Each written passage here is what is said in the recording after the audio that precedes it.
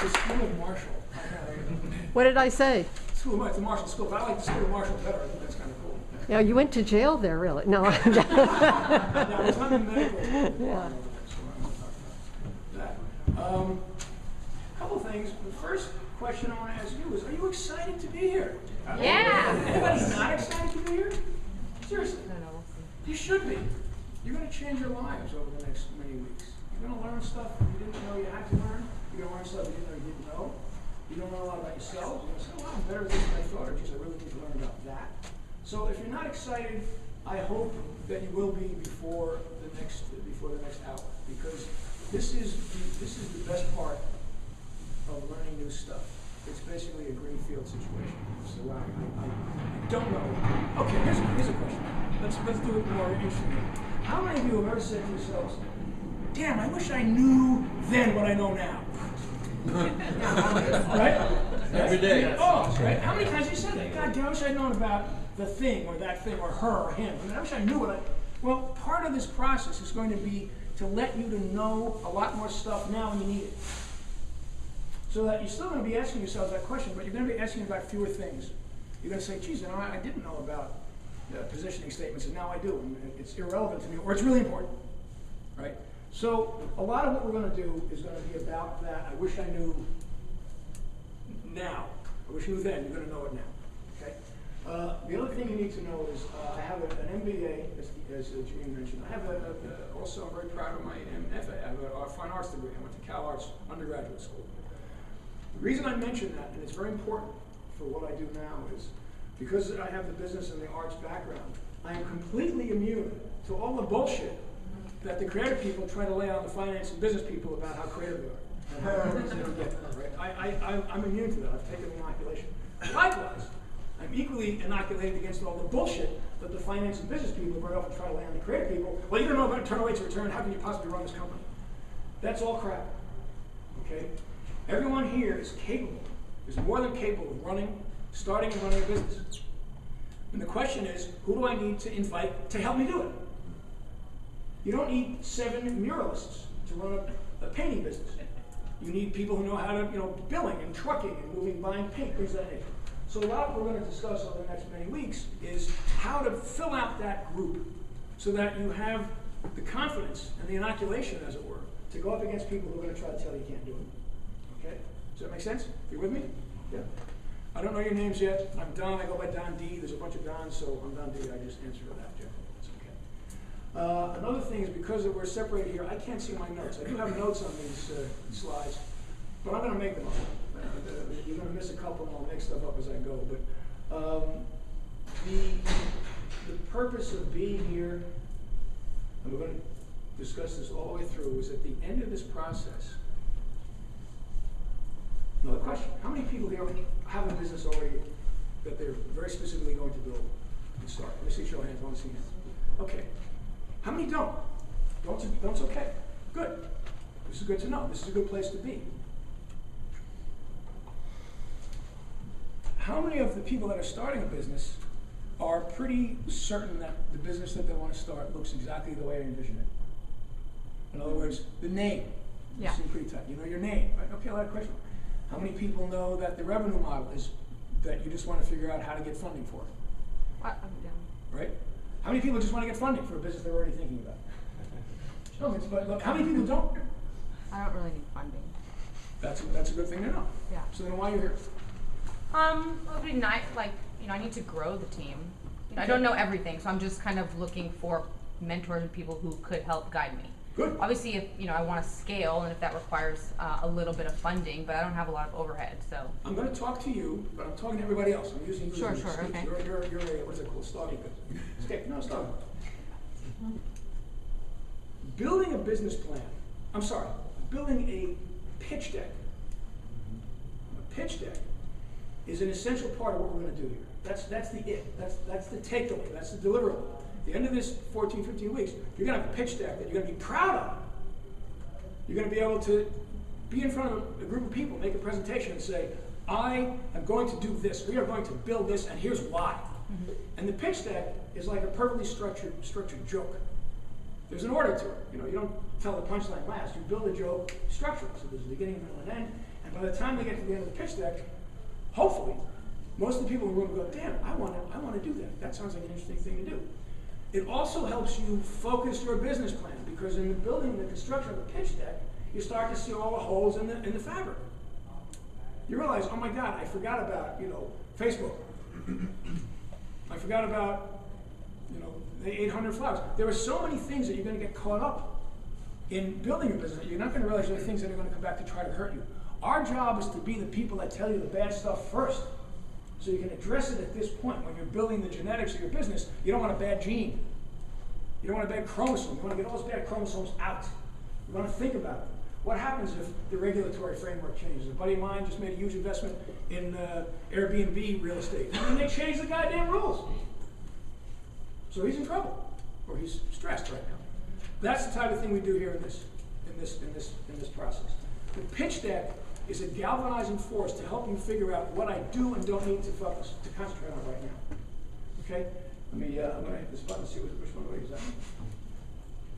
It's the one you can't see. The one I can't see. Oh, the one that's been worn out completely. Let's see what that looks like. Oh, yeah. There it is. Okay, that's a good start. All right. I did a little survey with you right now. Basically, that was the questions I wanted to ask you.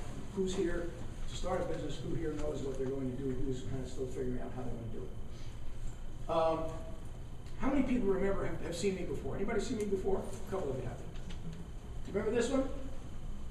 Anybody remember this one? Come on. Oh, you weren't paying attention. What are the 2 questions that drive everything you do? I'm pounding that desk. There are 2 questions that determine everything you do, whether they're successful or not. And nobody remembers this? What? What was it? I'm going to guess. No, guess. This is good. What problem am I solving and who am I solving it for? Close. Half close. I'm going to make it easier for you, and you're going to repeat it. The 2 questions are, to whom are you speaking, and what do you want them to do? Let me hear it. Let me hear it. What do you want them to do? How many of my students have come back years later and said, God damn, those questions are great? Because it really is so fundamentally simple and inanely simple, but it will help you stay out of trouble. Okay? To whom are you speaking, specifically? You're in a meeting. What do we know about the person you're talking to? Do they like sports? Do they like politics?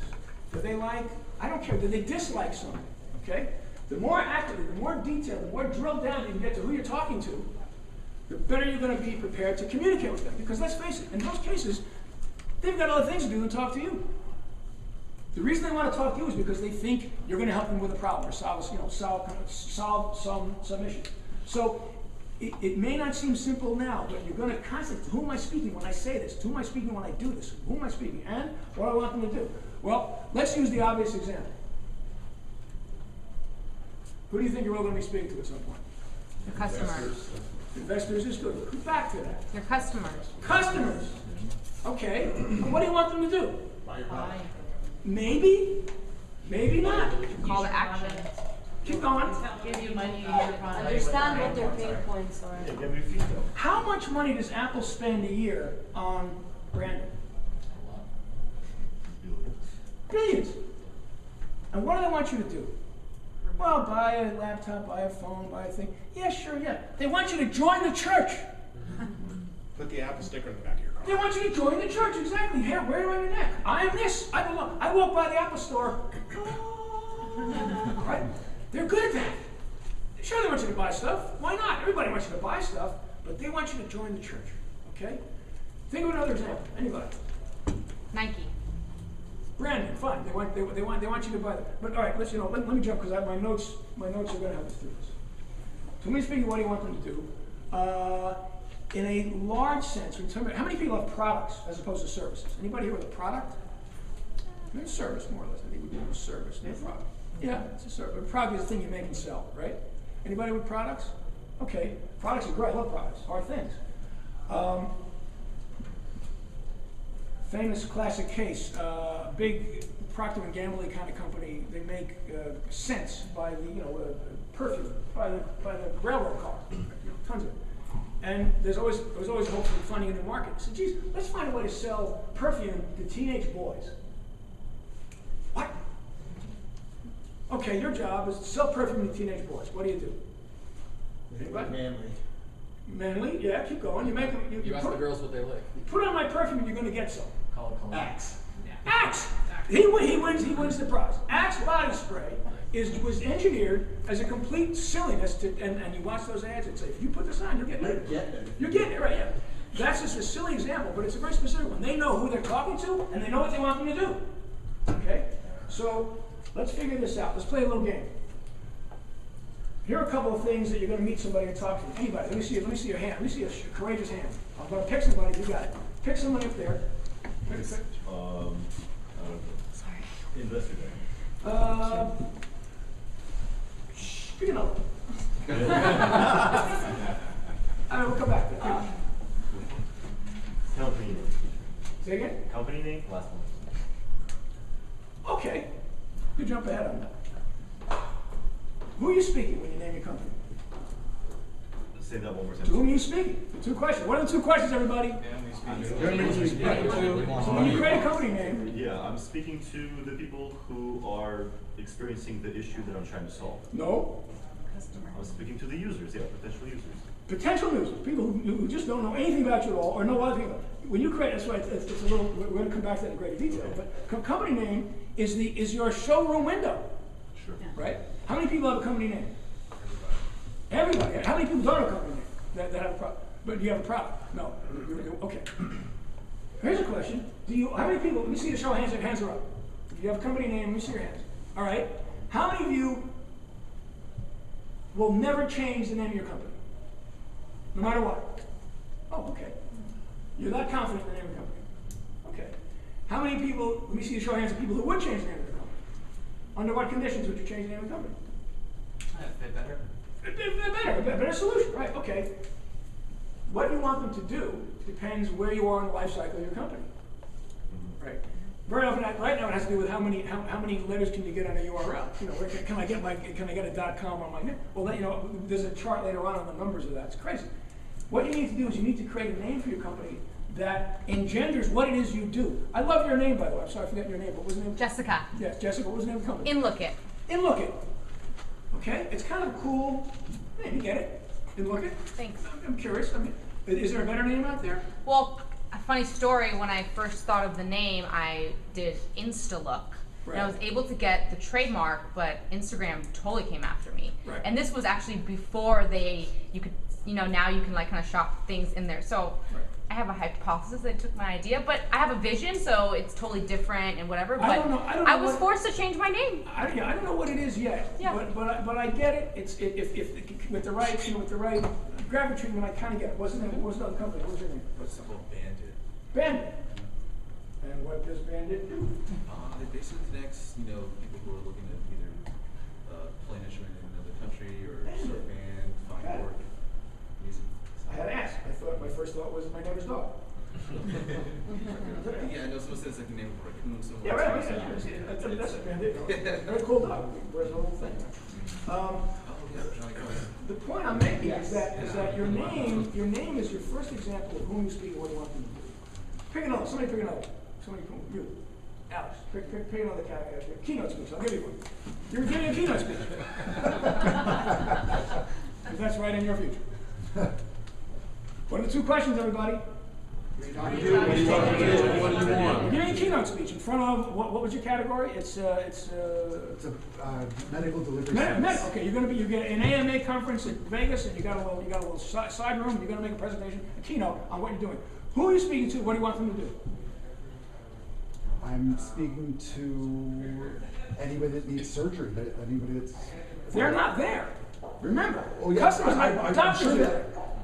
Doctors are in this. You see what I'm saying? But you're not saying. But you're saying that doctors don't need surgeries. Doctors are going to be the people that determine whether or not you use your service. Right? I guess. I don't know. But I don't think I can start with the doctor. I'm not. We'll certainly beat the crap out of that idea later on. But right now, no, it's easy. I mean, I'm going to jump ahead. Would you rather sell to the Pope, the bishops, the cardinals, or the parishioners? Well, it depends. Selling to the You're gonna Pope have is to change. You're gonna have to change a little bit your pitch. Exactly. Is what you're It saying. depends on what you're selling. Depending on who you're talking to. But if the priests say, hey, everybody should wear a red hat on Thursday, that's good if you're the red hat guy. All I'm making, everybody see what I'm saying there? Depends on what you're trying to do. But if you're giving a keynote speech, at the end of it, they got to think you're smart enough to have been invited to give a keynote speech. They got to trust your opinions enough to come up afterwards and ask you a question about how you can help them. Anybody disagree with that? It seems pretty simple now that I laid it out, but did you all think of that 2 minutes ago? Probably not. You have to start using that kind of brain. Who am I talking to, and what do I want? What do I want out of this? What's going to make this energy between us fruitful for both of us going forward? One more, come on. Somebody Elevator pitch. Okay, take it. You hit it. Depends on who, I don't know who it is, where am I, who am I in the elevator with? Me, we leave here.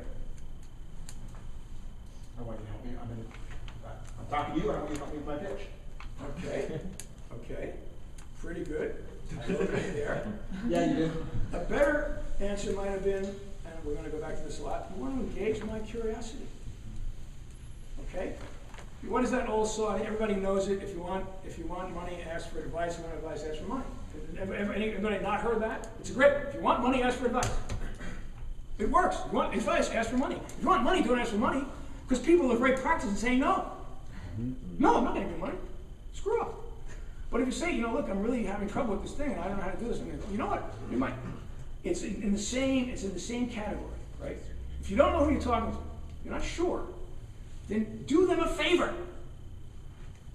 I'm a monster at that. I do people favors all the time. And I love it. It's easy. Because eventually, some of those things come back. The guy remembers that I helped him change a tire. Stuff like that, okay? Annual report. Well, the annual report is trying to make sure the investors don't want to sell your stock. Some of these things are pretty simple.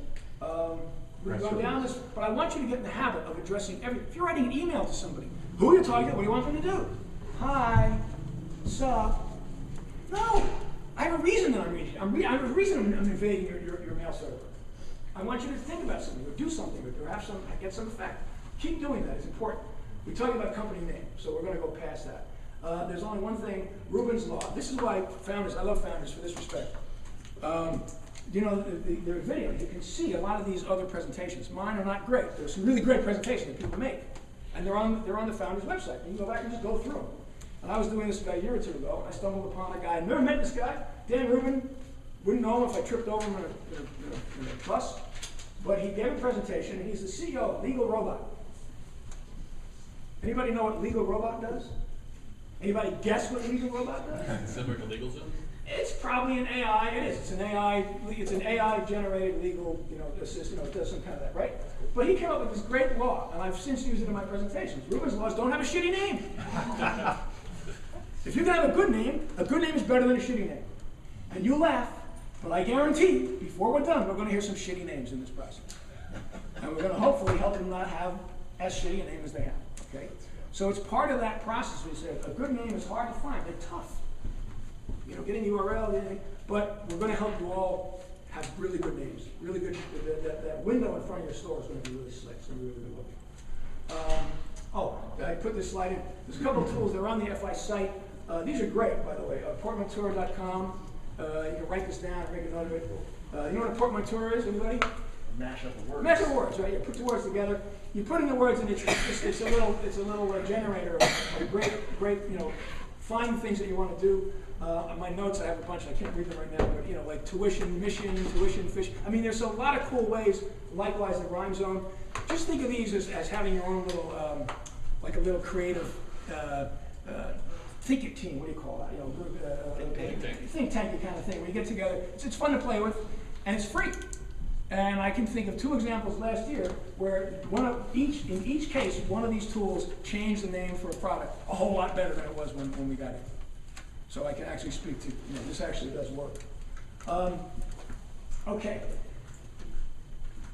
You're going to be presenting your ideas, your businesses, your plans to people that don't know you. I don't have the numbers in front of me because I said they're on my notes section. I'm not a big sports guy. Anybody know baseball? Okay. What was the, like, 4.3? What's the top batting average of in history? Mickey Mantle's got a 4.2 or 4.3 or something Like crazy, right? Like 4.16, Yeah, something crazy one yeah, higher, right? yeah. But that's like the best in the world. That's like, that's like the killer, the Michael Jordan of baseball. It's like, which means he struck out 60% of the time. 60% of the time he failed, and that was like the best. The average, a great major league player has about 293, whatever it is, right? So they're not hitting a lot. They're missing more than they're hitting, but they just keep going. You are never going. You're going to have pitches and pitches presentations. You're going to be meeting with prospective clients. You're going to be meeting with prospective employees. You're going to be meeting with prospective employers. These things all fail more than they succeed. It's just what happens, and it's difficult when you're a creative person. I know it. Where you're in a couple of these things and they just all go to hell in a hurry, and you walk out and go, screw it, I'm going to sell coffee. I'm done. I'm not going to do this anymore. Right? So the ratio of hits to misses is really how you determine what your success is going to be. Okay? If you make a pitch, oh, you know what? I'm going to go back a second. We jumped ahead because I missed my notes. And you asked a question. One of you guys asked a question before about, to me speaking, what do you want them to do regarding an investor and investors. And I jumped ahead of it because I'm not looking at questions. Who asked that? Doesn't matter. It's a really good question. When you're making a pitch to investors, who are you talking to? Investors. More specifically, remember, be specific. Huh? Their passions. It depends. Their drive for money. Is it a VC? Right. Angel. Is it an angel? Yeah, right. Is it a hedge? Is it a high net worth individual? Is it a group of dentists that live around the corner? Each of these guys are investors. They could be great investors. Sometimes the VCs are the last people you want in your investment. Depends. But if you know more about whom you're speaking to, does this woman invest? Does she do a lot of what would you call it? Community-based, making life. I mean, Oprah's going to invest in a very different string of investments than Carl Icahn would, right? They have different requirements, different criteria for what they invest in, what they think is important, what their net returns are going to be. So you part of your job is going to be figuring out. I could talk to 80 investors, but if 40 of them or 50 of them are really never going to invest in my company because they never have, they never do, they don't like it, they don't like whatever then that's a waste of your time. So the specificity with which you approach whom you speak to in the investment community is really critical, right? And then, and this is the big one, I want everybody to think about this for a minute, because I talked about it before. You make a presentation to an investor group or an investor, this is a really hot lead, okay? Somebody who you know is in the category, in the sector, likes you, knows your uncle, everything's great. What do you want him to do at the end of your pitch? Anybody? Ask a question. Yes! Exactly. You remember, they're never going to give you a check. That has never happened. Never. Not once. Oh, God damn, here. Oh, Jesus Christ, you're going to do that? Son of a bitch. Let's do it. Here's a bunch of money. Never will that happen. What you want is you want them to ask a good question. You see how that works? You get it? That's attainable. Because if they don't ask a good question, the date isn't going to go any further. But if they do, you get to explain more about why and what and how and who. And let their question guide you. I have so many questions about what you're doing, so many questions about what you're doing. I have a lot of questions. Good! That's a win. If it's a thing I don't care about, or I don't think it's a smart idea, or I don't think you can do it, you're not going to get any questions. You're going to say, oh great, how quickly can you leave my office? That's not what you want, right? So remember, guys, to whom you're speaking, when you talk to an investor, you want them to ask a good question. Does anybody not understand? And I mean that. I'd be happy to talk about it further. What a good question is. What is a good question? What is it? Juan, yeah. Juan, what is a good question? For you. What would you like to hear at the end of your pitch? How am I solving the problem, I think? Okay. The problem of what I'm creating, I think. Yeah.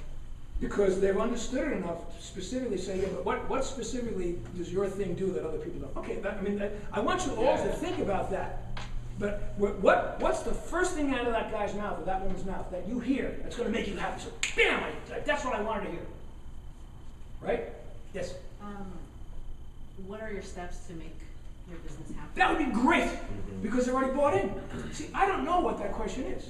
Chances are you don't know yet. But if you do your deck properly and you know who you're talking to, you can more accurately focus and funnel, you can really put a crosshair on that question and see that they get it. So, what happens if they ask a good question? What happens? Well, you read. I have an answer for that. Somebody says, Lee J, what steps are you going to take to get from A to Z? You can answer, right? Yes. You want that. Oh, in fact, let me show you slide 11 that isn't on the deck. Right? But at that point, and here's the expression I want you to hold on, don't touch it, because you said, right? It's like, you know that one? Yeah. Oh, I got him on the hook. You want that feeling, and you can feel it. Because, what about the patents? Oh, speaking of patents, right? You want that to happen. Because then you're having a conversation. And they'll either say, let's talk further, or they'll talk a little more and they excuse you. But nothing goes forward on a date. It's like, hi, I bought dinner, now let's go back to mine. It doesn't happen that way, right? No, you need that engagement. You need that kind of, that rational seduction of the investor to the investment. Okay, so that makes sense, right? Yeah. If you don't have a good answer, what do? Be honest. Yeah! You don't make one up. I would say, let me, I have that in my files, let me get back to you. I don't know, let me find out, yeah. Okay. That's the best thing, hopefully you don't do a lot of that. But I've seen people make shit up and literally just put, I mean, it's terrible because that doesn't make sense, it doesn't work. If you don't have a good answer, you say, I don't know, I'm gonna find out. Maybe one of my colleagues, I'll get back to you within an hour or a day. You try to avoid that, but it will happen. Sometimes the question is just really stupid. Sometimes they ask you a question that's so stupid that in your brain you go, I would never take your money. No, trust me, I would never take your money because you are a blithering idiot. You don't get it. Now, that's stupid, but I've been where the meetings are that good, the decks are that good, and the guy just is a moron. That will happen, though. It does happen. What happens if they ask a bad question? Well, there's the answer. Yeah, you find a way of making them think that they asked a good question. That's right. You do that. You try to understand what their concern was. You say, well, gee, no, actually, we don't want to bring patients into the surgery to kill them. The idea is that we want them to feel better at the end of it. But sometimes you get a bad question. Here's the thing about a bad question. A bad question very often means something. It means that they didn't get the pitch. Now, if you get a lot of bad questions, then the dependent variable, anybody who knows regression, is the pitch. Right? If you're getting a lot of bad questions, you need to modify the pitch so that you anticipate them, you just be prepared for those things to happen. And then you avoid it by saying, you address it earlier in the pitch in the deck. You get rid of it. I've seen that in a couple of cases where the deck just had a critical flaw. They kept getting the same question. And then once the guy, and actually it wasn't just the deck, it was the business model.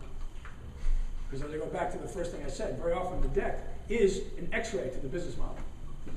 It's the schematic to the business model that you're creating, I think you're creating. All right. There are frameworks in the Founders Institute has these templates that we use. I guess we're using these are available on the deck, right? These are kind of cool. Every pitch deck has its own structure, right? It has a beginning, middle, and end. There's a reason for that. You get their attention, you keep their attention. Some of them feel formulaic, and when done wrong, are formulaic.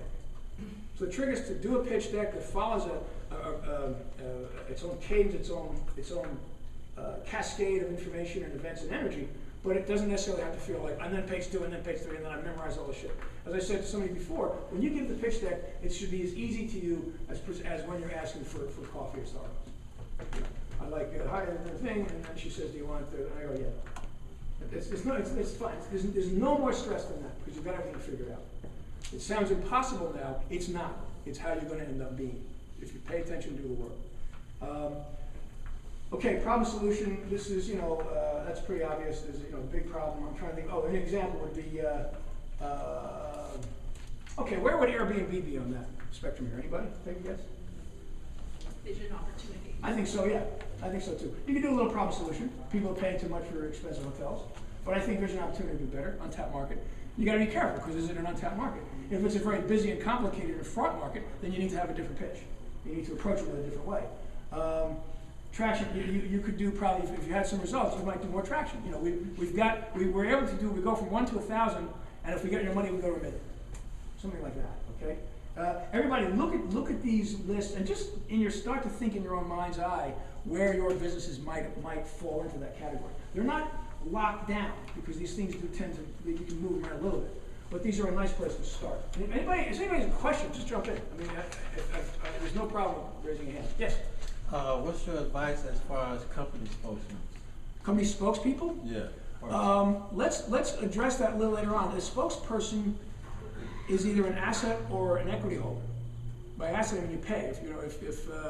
If Bill Clinton wants to come and talk about saxophones, he'll either do it out of the passion of his heart or because you pay him. Right? They say like you need like an influencer or a spokesperson that can help with your company. That's a very specific business decision. Okay, that's a little further down the line. I mean, if the business, basically, spokespeople would fall into the category of marketing. Getting the message out, getting the signals out. We'll come back to that in greater detail later on in the course. But table that question, because it's the type of thing where you look at it and go, who are you speaking and what do you want them to do? If I'm talking to millennials, I'm not going to trot out, some old guy. Right, so that's the kind of to whom you're speaking, what you want them to do, litmus test that you apply to that. Let me jump forward here because I do have a couple of these I want to talk about. Okay, these are the typical slides. This is a very, very standard layout. There's the first, and again, these things are badly, right? So you can find them on the site. We're gonna go over a lot of these as you get forward. But does anybody have a deck? I do. Just note too, his deck is gonna be posted, that you'll all Yeah, you'll be be able to see it. Even all my notes that I forgot, you say, oh yeah, he wanted to talk about that. And didn't. Anybody have a deck, right? How familiar does that look? Well, we'll send it to you too. Right? Yeah. That's mine's gonna have pretty much stuff like that. Yeah, because it's a formula. And it's funny, you can get the Airbnb deck. I think it sucked. I didn't get it. I was like, okay, I don't know much of the deck. I might have asked a question or two, but I'm looking at that going, okay, that's kind of Unless cool. they had like a lot of information in between that, to where they were just guidelines for their pitch. They knew who they were talking to, and there was already discussions going behind it. So the deck very often is. Also, here's another quick question. Decks are very often sent out in anticipation on you. Okay? Depends on we've seen it, That right? kind of deck, right? 'Cause usually you have two different kinds of decks. Well, I have 20 different kinds of decks, because a deck, remember, to me you're speaking what do you want them to do, and I'm going to add something to that. When do they hear it? Because I was in the media business for many, many years. We did huge presentations and we did commercials and a lot of very, very high-end industrial shows. We'd spend $300,000 or $400,000 on a video, on a 4-minute video, 5-minute video, like a super commercial, right? And I was famous for beating up the clients saying, where is it running? Is it at the beginning of the show? Is it in the show? Is it at the end of the show? Because if it's the end of the show, it's a very different energy than the middle of the show, beginning of the show. Well, I want one that I can do all three. Then you're going to get one that does all three badly. Because, to get to the other side, something about a chicken, right? That doesn't work that way, right? You need to know, as best you can, are they going to be reading this cold, or are they going to be presenting it in front of them? You should have 2 decks. At least 2 decks, one for A and one for B. Okay? We'll talk about that a little bit later on. Okay. You've already had the 1-minute pitch. The famous Founders Institute 1-minute pitch. Some of you had it right now. And it's terrifying, because you got 1 minute. Okay? Eventually you're going to get to a 3-minute pitch, which is not much better, because you're going to have much more stuff to talk about. Okay? The bad news and the good news, as I recall from my notes, is this is training for you guys. You're never going to be in a 3-minute pitch. That doesn't exist in the real world. Nobody in an investment meeting sets a clock the way she does. Oh my God, you're going to hear for it. You guys still do the elephant noise? No, it's horrible. It's a sphincter crushing sound. It really is. But what is happening here is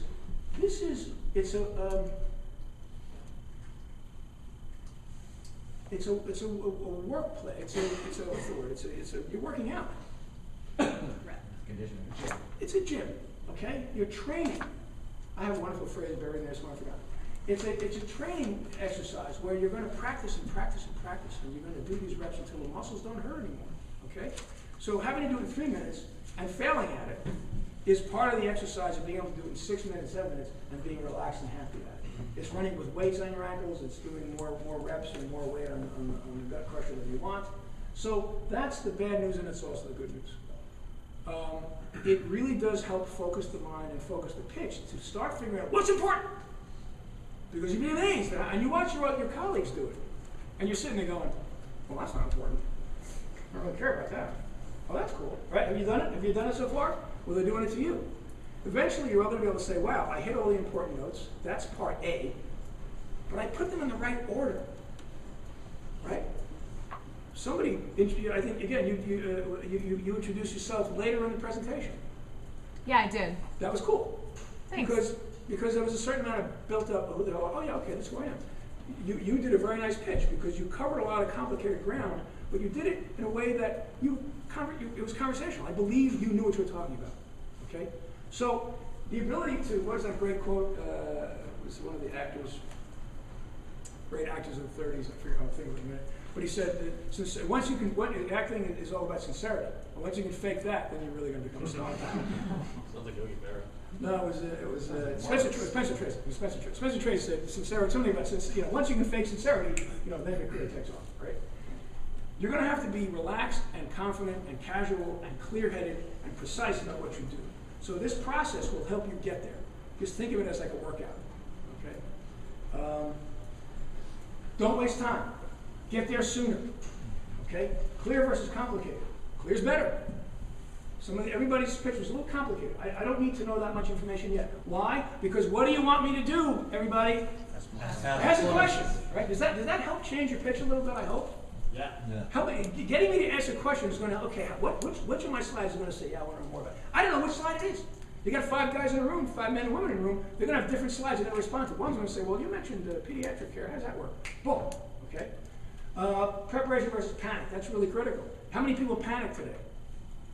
Because it's, you weren't prepared, it's scary, right? You will get over that. You will be able to do it, as I said, as effortlessly as ordering coffee. Sooner versus faster, that's a quote from a movie director, Sandy McKendrick. Get there sooner. One of my favorite pitches, and I mean favorite because it was so perfectly awful, I wish I had it on tape. We probably have it somewhere. One of the presenters spoke, it was a 4-minute, I think it was a 4-minute slot, and he stood up, and he had his deck, and he went boom, boom, boom, and he spoke for 4 minutes. He hit every word. He hit and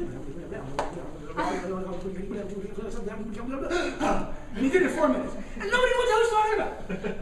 It was completely a fire hose. Nobody looked over. I don't know what happened. But he did it in 4 minutes. He was so proud of himself. You've seen this, right? We're not doing that. Okay? Get there soon. Figure out a way to take a breath, put a little space in it, get their attention. These are tricks and tips we're going to learn as we do this process. Okay. Competition is interesting because every business has competition. Does anybody here have a business that doesn't have competition? Oh, good. No, raise your hand. I'm going to beat you up if you do. Not raise your hand. It was a good call to turn your hand down. Because you are competition. Yeah, totally. Absolutely. Competition is inevitable. Even if you create a business that resembles, I'm going to create his business doesn't have competition. I'm going to create adornments, jewelry for rhinoceroses. I own it. I own the whole category, right? The competition really cares. The competition is the resistance on the part of people who go, I got other things to do with my time, money, and think about this, right? So, understanding what the competition is, what it looks like, how it's going to come back to get you. Because let me be very clear, when you talk to an investor, that's the first thing they're going to ask you about. Because they're going to know what you don't know. What you don't know, right? They're going to say, gee, I talked to a guy a month and a half ago who's doing exactly that. Yeah. What's the saying? What you don't know is what you don't know. Exactly what you thought you had locked down tight, he pitched it last week. Sure. So you're going to say, well, I'm going to fight back. You have to be prepared for that. You have to have, and there are any number of ways you can inoculate yourself against it. You can have IP, you can have other things, other market forces. You can have a spokesperson. None of them have, J-Lo pitching the thing, right? There are ways to do that, but you have to understand the competition so well that you're going to be less likely to be hammered when somebody hits you with it. They're going to. That's going to be. You rise or fall very often on that. But intellectual property is another issue, which we'll talk about at greater length a little later on. How many people have IP-based businesses? Okay, good. Have you secured that? Have you secured patents? Have you started the process? Yeah, Okay, Penny, anybody? I'm still in design phase. Okay, so all right, good, that's fine, yeah. It's a thorny issue, who you do and don't tell. We'll take it up at a greater length at a later time, but that's something you want to know about, the IP category. And we have a whole section here that they do with the people here. What about trademark? Same thing. Same thing. You know, IP, it's in the full. But then some people say that trademark is even more important than IP. Sure. You know, yeah, I mean, it depends on the thing. Okay. It depends on the thing. I mean, if it's a software, if it's a code flip, then it's not that. It depends on the thing. But IP means, can I control it? And by the way, generally speaking, IP is only as valuable as your ability to defend it. You can have a patent locked down, sealed up, and then 85 people come after you. You have to be in a position to defend it. And there's a whole other conversation about that. All right, we're going to take a little side break here. Part of what we do is, part of what I try to do is kind of defang the MBA speak. Right? How many people here have an advanced degree of some sort? Okay, great. Engineering? Business? MBA. Okay, great. Oh, good. Okay. How many of the people in your class were morons? I have to get out. Quarter. Yeah. Okay. Yeah. I mean, what does it say? That the guy that graduated last with an MD is still a doctor, right? You may get that guy. A lot of what we do is try to get away from that fear of that MBA speak, because people use that. You've seen that. You got to back me up on this. Well, what's your IRR? Right? You don't need to know all that stuff. You need to kind of know enough about it to say, if I understand you correctly, this, right? But trust me, unless you're in the financial services business, that level of degree, that level of professional service doesn't matter. Your 30 years as a nurse is going to matter more to me as an investor than the 6 MBAs you're going to line up and build spreadsheets on your business. That's interesting to me. And anybody who doesn't get that, you don't want as an investor, right? Anybody know what market position means or positioning? Anybody heard that term? When you launch your product or service. Anybody? Go ahead, say it again. When you launch your product or service, based on the trends or what's going on, like sometimes you don't want to launch your product because of something that's happening in the media. No, that's a timing issue. The term positioning, how do you position your product? Everybody heard that? Anybody? Does that ring a bell? Sorry. What do you remember from that from the marketing? For example, if you're opening a restaurant, there's different levels of there's fine dining, fast casual. Are you going to position yourself among Chipotle or attributes? The word you're looking for is attributes. There are defining attributes that every product or service has that help you describe what it is. And Sarai just said it. Are you a Mexican high-end? Is it a Chinese chain? Is it an American nostalgia on a beachfront? These are attributes in the restaurant category that define the business. Okay? Every business and product has key attributes that define it, that help it make sense. Somebody raise a hand that has a business. Good. Give me a hand. Okay, Luke. What is your business again? Just for a top. I sell you sporting goods Sporting and buy goods. it. Yeah. Okay, sell and buy. Sell and buy. Okay, so you're in which category?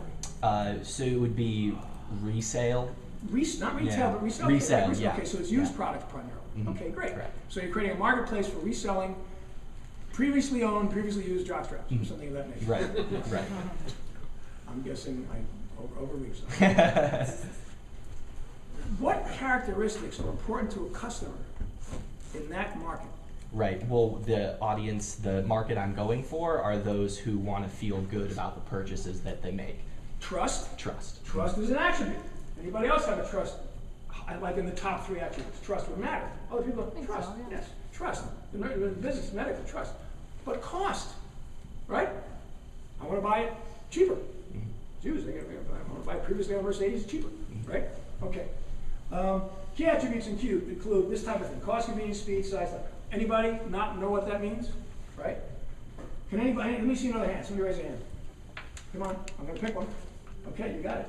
Give me 2 on your product. Reliability. Okay. My product is payroll service, so it needs to be reliable. What is it again? A payroll service. Payroll, yeah, of course. Payroll and Ease of use. It's going to be easy Sure. for the employees and the employers. security. Again, this slide will be up. But these are so obviously easy, but we're going to show you how to use them. These are now going to become your best friends. Does anybody know what the opportunity space means? There's another MBA term. What is the opportunity space in the business? What is it?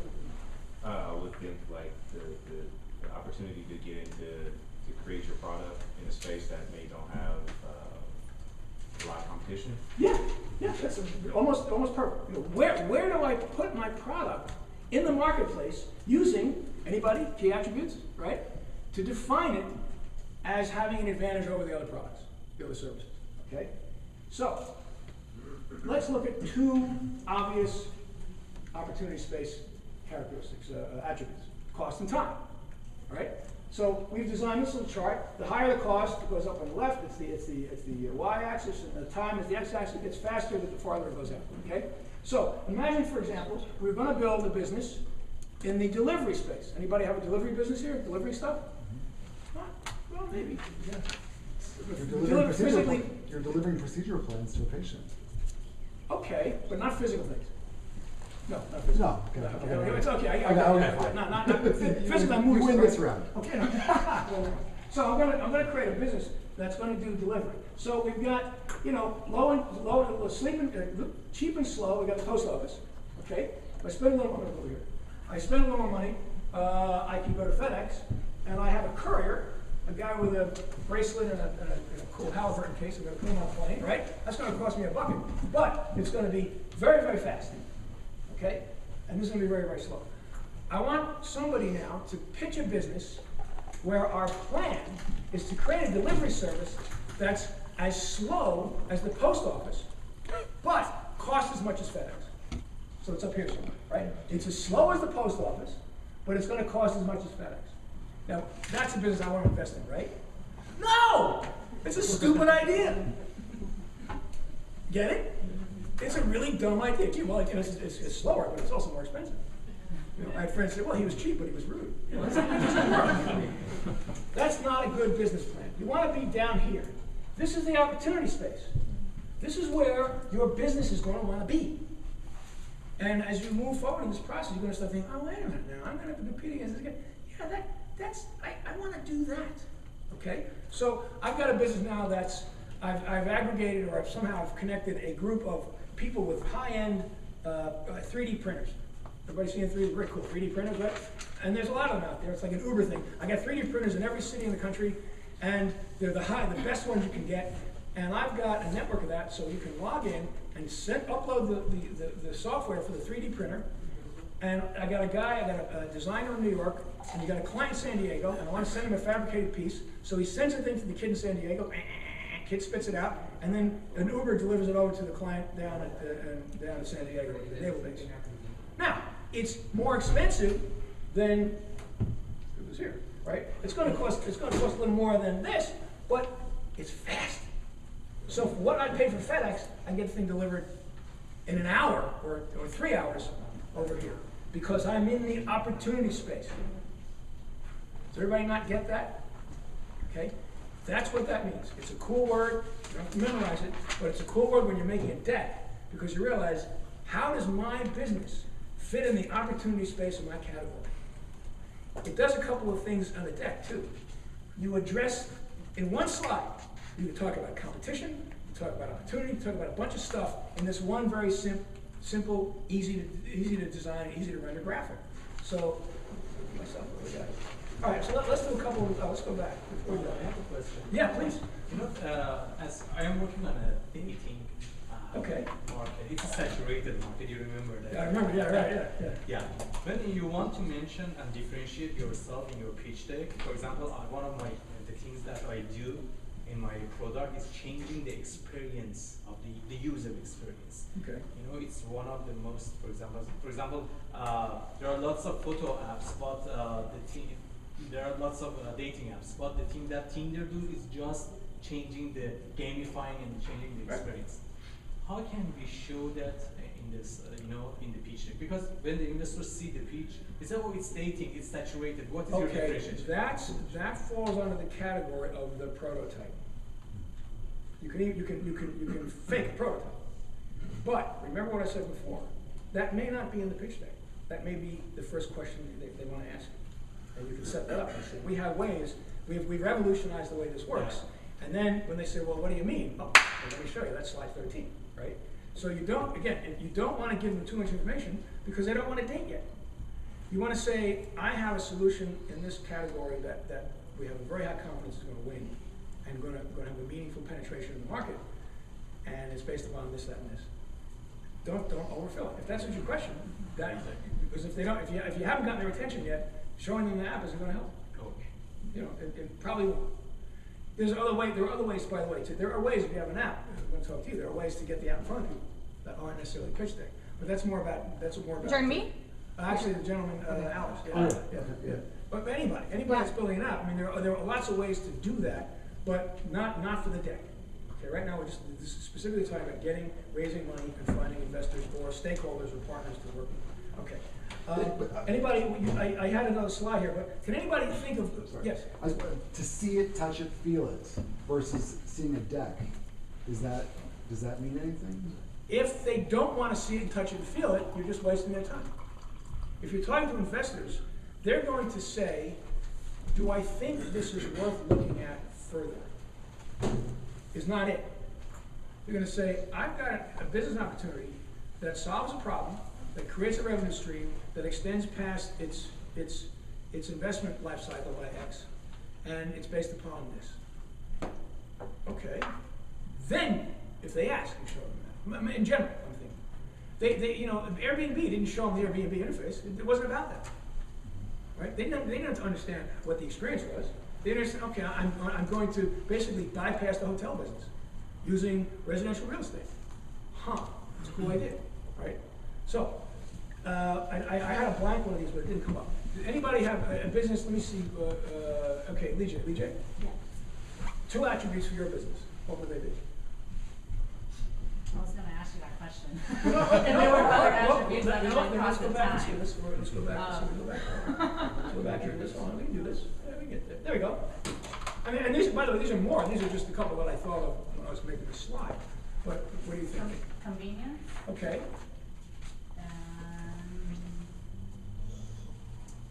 Convenience. And what's the other one? Doesn't matter. Pick I'm picking one. I would say ease of use. That's convenience. What about reliability? Reliability. Trust. I have trust there. Trust is good. Yeah. Trust is reliability, security. What's the business? So it's an app that connects people with each other that wants accountability, but in a gamified version. So Accountability. Okay. So like if they want to achieve some sort of goal, let's say, what happened was when I became a freelancer after quitting my corporate job, I found it hard to get out of my house to reach the coffee shop because I didn't owe anyone. Okay, so it's social engagement. Yeah, social engagement. Because I want to hear it cold next time. Social engagement. Well, social engagement would be trust. I don't want to meet, prisoners. That's true. Or to the left. I guess you're right. I don't want to be a prisoner. There are funny stories about that. Ha ha ha. Trust and convenience. Okay. Yeah. So then who else is in that space? You're competing against dating apps. You're competing against. I don't need an answer. You're competing against Facebook and Instagram. Where does your product have its own space? It's like this, but it's out here, and it's like that, but it's up here, and that's why we think there's a business. What would be your two? What would be 2 examples in your business? Cost. Yeah, cost is usually a big one. And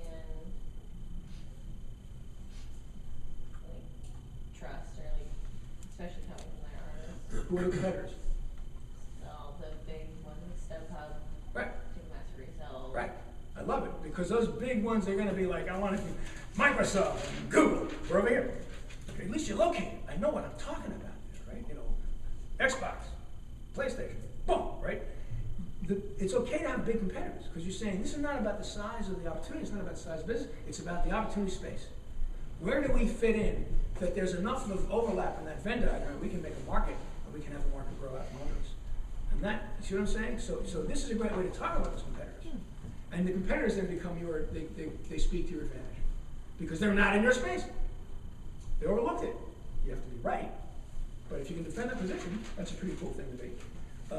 Does anybody have any questions? Does it always have to be just 2? Can you do like one of the crosses where you have like different things? If you can do a 3-dimensional XYZ rendering and have people go through it, sure you can do that. But this is very Cartesian. I mean, it's X and Y. If you did a Z, you could put it out here. You'd have to do that thing. if you're doing a VR, actually with a VR presentation, that'd be cool. That'd be fucking cool. You say, well, here's this, here's that, here's that. So it's, you know, and actually in your case, I would say yes, otherwise no. All right, so we're gonna jump forward. Anybody, people get it though, right? Does anybody not see how they might be able to use their business characteristics, their business attributes in a model like this? Yes? Yeah, I'm kind of torn on between cost and convenience. Okay.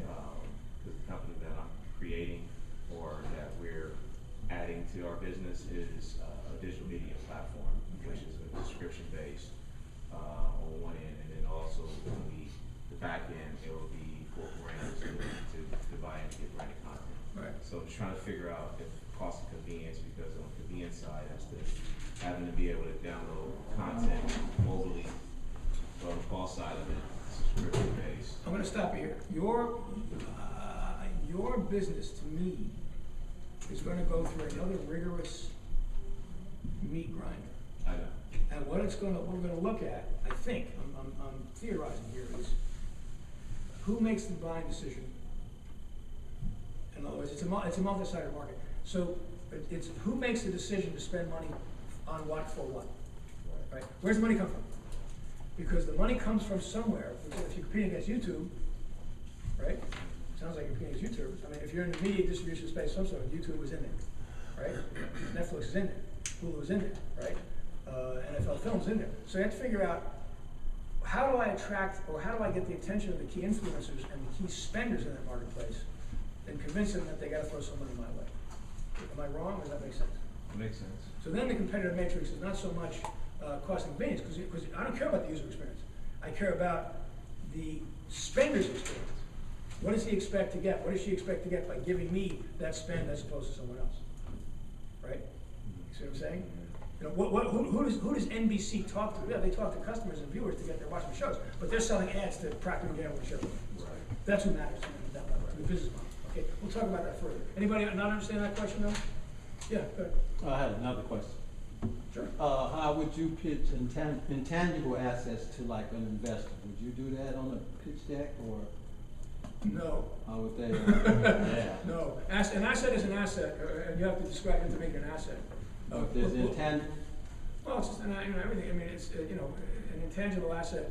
Most software businesses are intangible assets. In fact, very few of these businesses are going to be tangibly based. These are all intellectual property based for the most part businesses, right? Yeah, sure. So we'll talk about that in greater length. That's more of a balance sheet issue than a pitch deck issue. But I think you're overcomplicating it. You want to explain to the investor why what you're going to do is going to create a vibrant revenue generation in his portfolio, right? Let me jump forward here. I'll go through these again. Okay.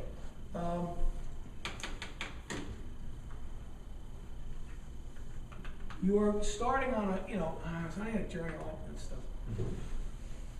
This is exciting because you've all decided to not know a lot for the first time probably in months or years. Because at this point in our lives, most of what we do requires that we be smart at what we're doing. We have the answers. Anybody disagree with that? Right? You're a nurse. People expect you to be smart. I gotta know that this solution doesn't go in the arm.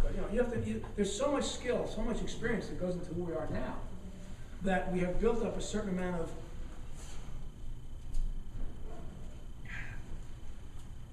I'm good at this, and my being good at this matters to me in my career. Okay, get rid of that. For the next 14 weeks, 13 weeks, you don't have to be good at it yet. You'll get good at it.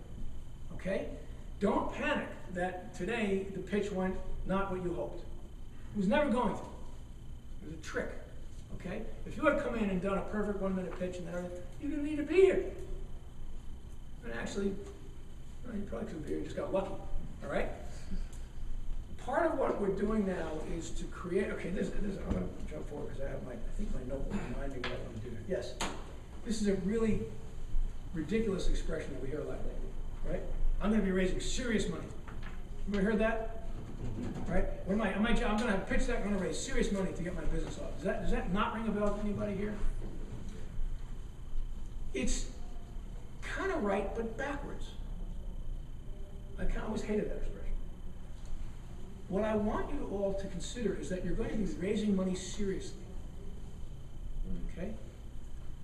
When you meet with someone, you're going to go into a pitch meeting or an elevator pitch, or having lunch with friends, or you're describing what you're doing. What are you up to, Andrew? Well, I'm trying to do this thing, build this business. You're going to be able to describe it with confidence. You're going to have dignity. You're going to be transparent. You're going to be ethical. You're going to have a sense of what it is that you're doing that's going to make you happy to be doing it. And I see so many people who don't have that in the world, okay? I see founders who are foundering, right? I see people who work for other people who are thrilled with their lives every day because they know what they're doing. They know what they're doing, okay? The emotional component of what we're going to do here in the next couple of months is exactly that. Yeah, you're going to say, you know what? I can do this. Or you're going to say, no, I really can't do that. That better you know now than 2 years from now. I'm going to be honest. Some people don't make it through the program. That happens not infrequently. They realize, oh shit, I never should have, I can't do this. They come back sometimes and they join other people, or they join other people in the program. But when you go out to represent the business that you want to start to people who may or may not want to invest in it, I want you to know that dignity and that confidence that you're going to go into the meeting with means that when you come out of a meeting, regardless of what the outcome is, you're going to say, oh, that was great. I learned something that didn't work. I learned I don't want to do this. Yeah, that's one of the numbers on my batting average that didn't go in as a hit. Okay, but that's the takeaway from this thing. So keep reminding yourselves that not knowing something is okay. CEOs of $100 billion companies don't know all that stuff. All right, don't worry about what you don't know. Worry about what you want to find out about. Worry about what you need to know. Okay, I need to know more about this, damn it. One quick story, my daughter went to a Montessori program when she was a little kid. And we loved it, bright kid. And she'd come home, and I remember the first day I realized this was a real good call because she said, oh, Daddy, I learned about something. She said, I learned about something I want to learn more about. When was the last time you said that to yourself? She said, oh, good, something. You said, oh, good, something I don't know, something I can learn more about. We've lost that ability, you know? So much of what we're going to do now is going to be accidental. There are huge fortunes and great successes from people who just fucking stumbled into it, right? People work their tails off and they still haven't hit it. This process is going to make you better at this process, okay? You're going to be able to represent your business, who you are, what you expect from it. We're going to talk later on about expectations. I'll do a little mini lecture on that if I come back to that one, which is a lot of fun. Because 99.9% of the problem between any two people,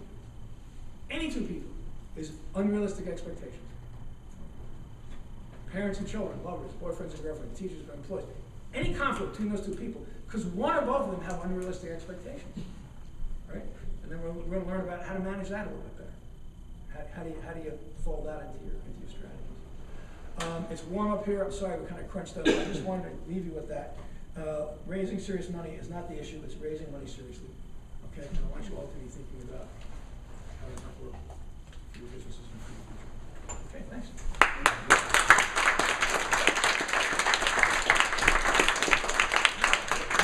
Are there any more questions for Don?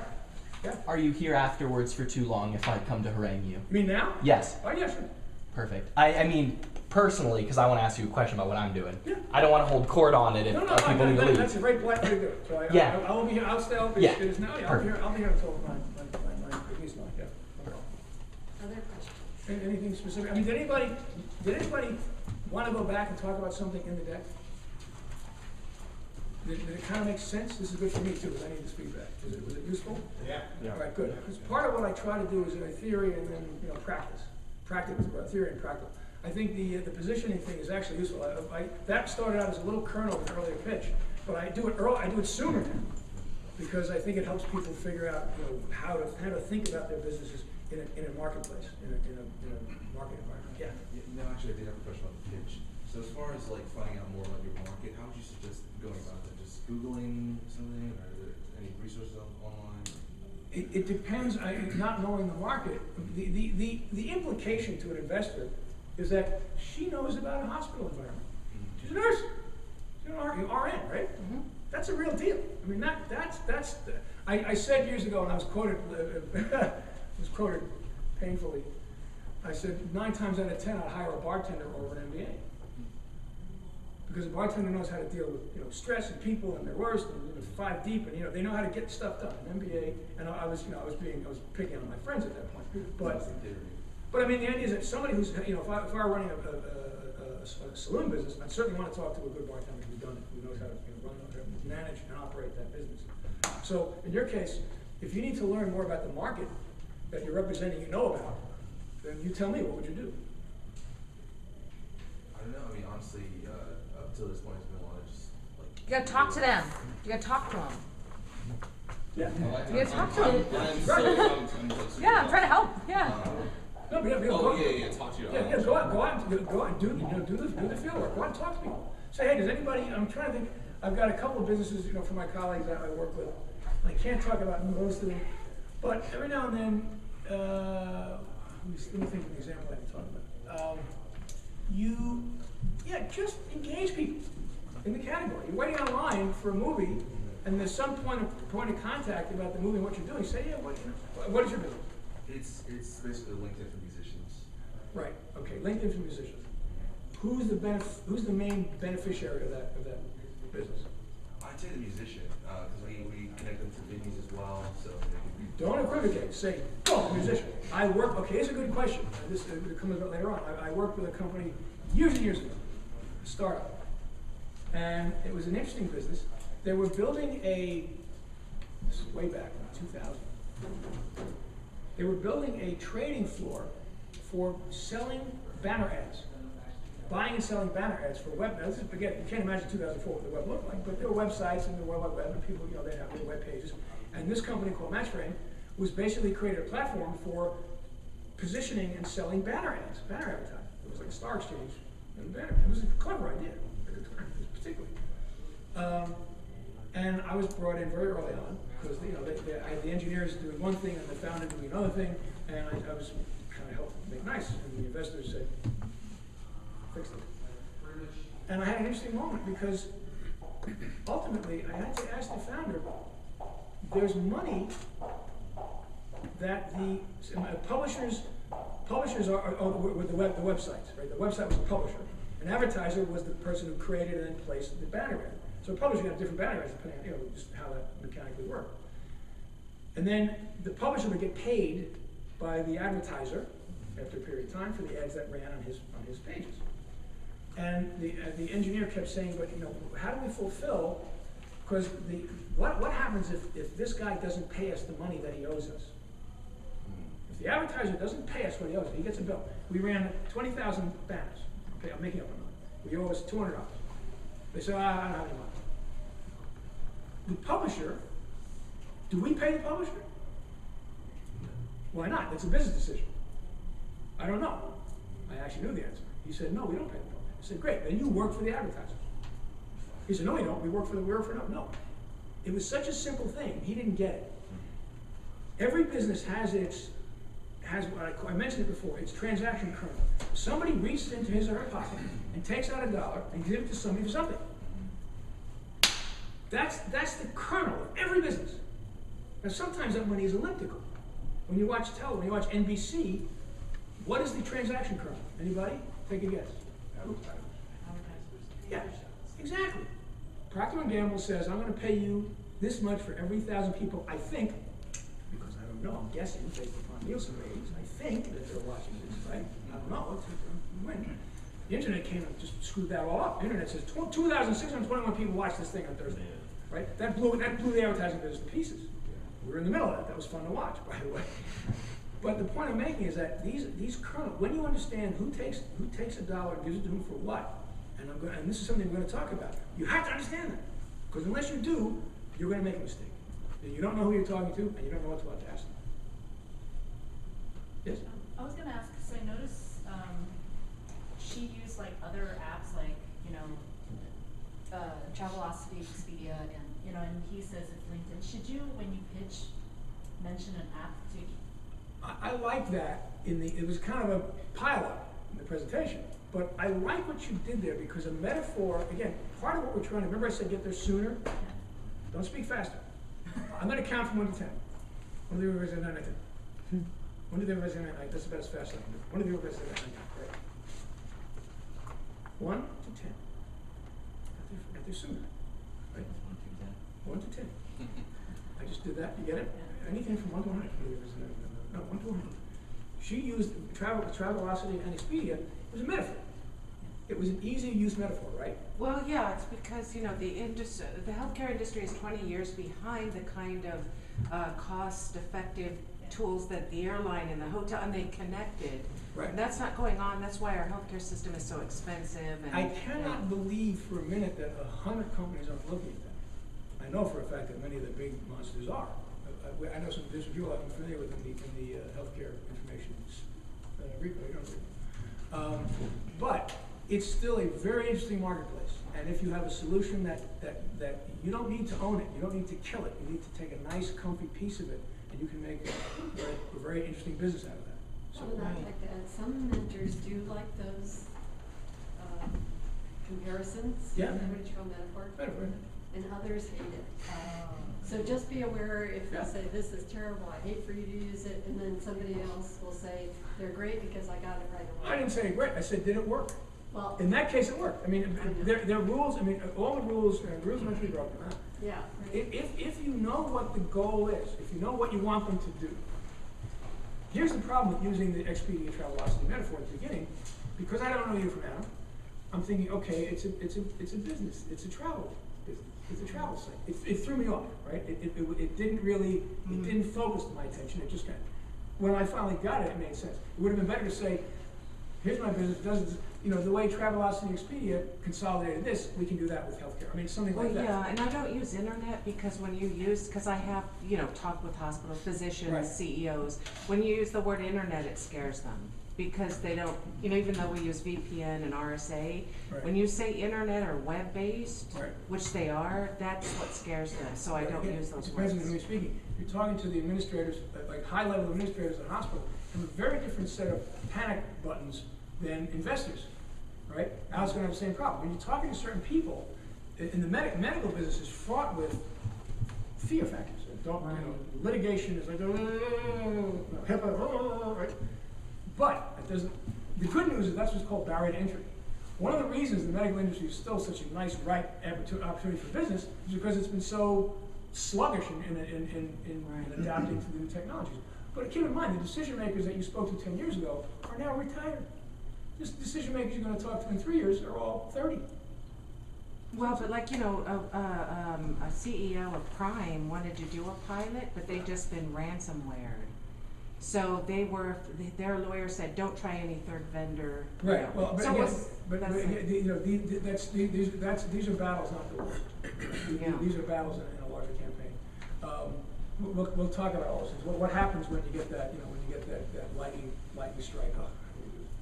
There are ways. There's historical precedents to what you do when that happens. You know. Anybody else? Please. They come back again? I think once, right? I think so. Yeah, I tried it. I like this. Did that come across? I enjoy it. I mean, you know, I know my notes, so I kind of made up some of that. But I think I hit it all. No, I enjoy the hell out of this. This is fun for me.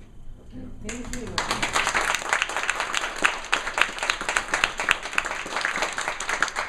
So that's the end of our class for tonight. If you're sitting in a small gray chair, or you could help out and take it downstairs, just say that would be helpful. And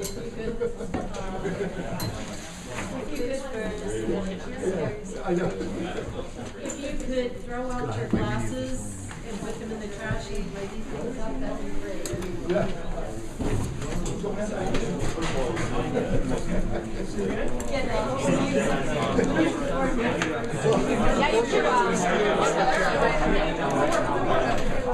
Your landlord?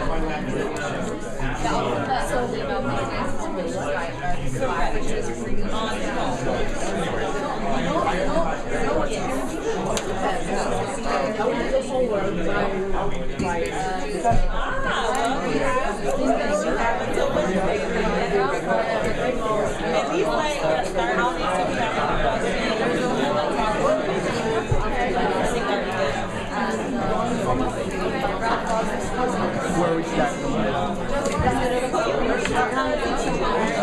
Right.